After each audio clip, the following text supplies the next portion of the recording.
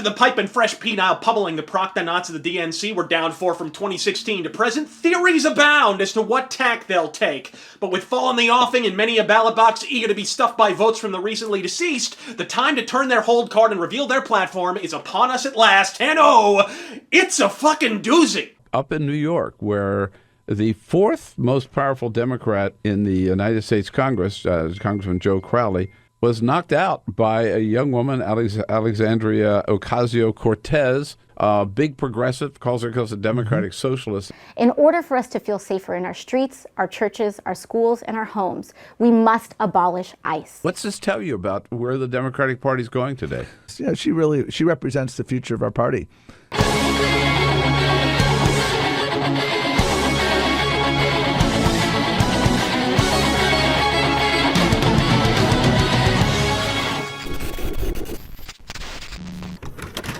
Talk about missing the point of the 2016 election result by 100 nautical miles. Really? That's it. Socialism. The very same system that's breaking the fuck down by the dong load back in the old country. Well, that and illegal alien children, of course, which as we've already established is a puerile platform for multifarious reasons. One, no child would need to be wrenched from their parents' loving tortilla flour-caked arms if the neocons and caviar socialists hadn't pushed for the passage of Operation Streamline in 2005, which provided prosecution exemptions for children of illegals when previously they'd been shipped back with their children in tow, meaning you unwittingly incentivized parents using their preschoolers as glorified motherfucking meat shields to both allay suspicion from the Border Patrol and avoid prosecution once detained. In some cases, even selling their sons and daughters to coyotes to perform precisely that service for fucking strangers. That's on you, dipshits. 2, name a time criminals weren't separated from their children. Better still, name a time when bringing your poop butt fucking kids along for the commission of said crime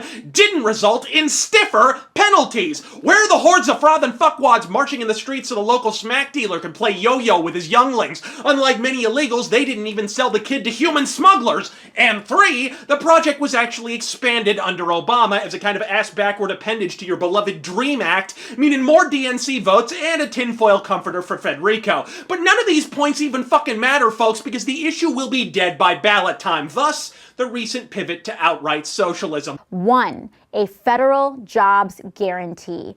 This public option for employment will also establish a $15 minimum wage pegged to inflation, as well as paid health care on the job and paid family and sick leave. Look, Dems, as much as I hate proffering advice to an utterly caustic political movement, this is stunningly fucking simple. Really, if the Democrats want to win, reconnect with the middle class and stop taking bleach to the blue collar. At one time, outside of the coastal elites, the DNC was the party of labor, of fucking factory jobs. And while that presents its own issues and has turned the American worker into an overpaid, barely competent boil on the buttocks of capitalist commerce, that message has an innate resonance and appeal not enjoyed by perpetually pushing Julie has two mommies. It used to be that the DNC's fringe social issues were precisely fucking that.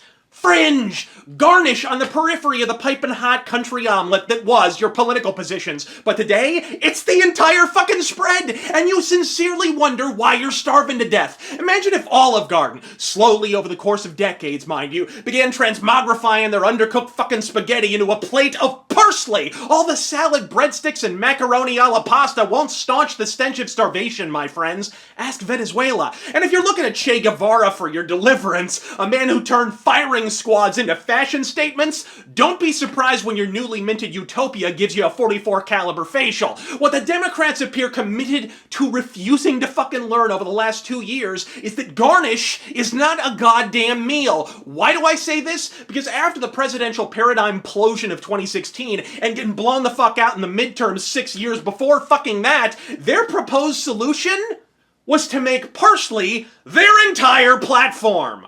I think we need to abolish ICE. That seems really clear. One of the more deeper systemic problems is the fact that trans people are disproportionately imprisoned. It's not about making more or better prisons. It's about closing them down and releasing people.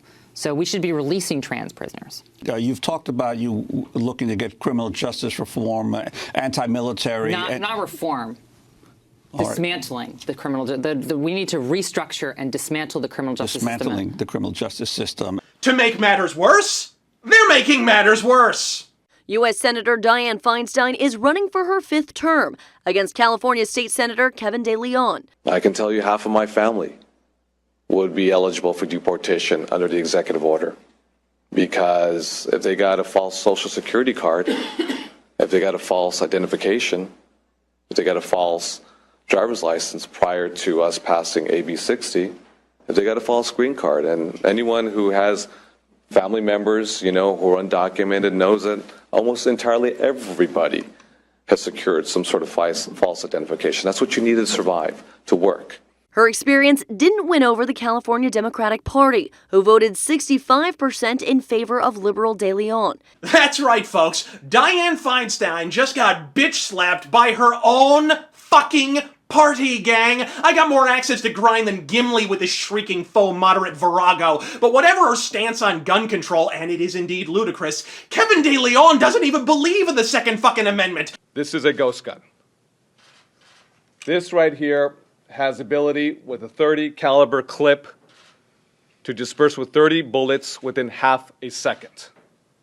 30 magazine clip in half a second. Years later, a doctor will tell me that I have an IQ of 48 and am what some people call mentally retarded. After the anti-Obama blowback of 2016, when the Overton window shifted so far to the left, even the moderate GOP rhinos look like Dippin' Dots in the goddamn distance, believe me when I say the very last thing you need is to shift farther to the fucking left. California had an utterly entrenched moderate Democrat, one of the very last Democrats California Republicans could hold their nose and fucking vote for, and you think blowtorching the bitch and outlawing ICE is a winning strategy on a statewide, let alone national basis? Well, that math's not sketchier than a Jackson Pollock painting. I get you've been pushing the separated families narrative so long you've spot fused the fucking thing, but I dare say you forgot to carry the Juan. The DNC is about to learn the same sad lesson that laid waste to the YouTube skeptic cunt community. To be united in ire is no union at all, because as the Anti-Anita Brigade closed the circle around their mutual enemy, only to witness the object of their acrimony evaporate into abject irrelevance before their very eyes, all that was left was a bunch of atheistic aspies standing in a circle with their weapons trained on each other's increasingly swollen skulls. You tell me what happened fucking next. I'm Razor Fist. God fucking speed. You're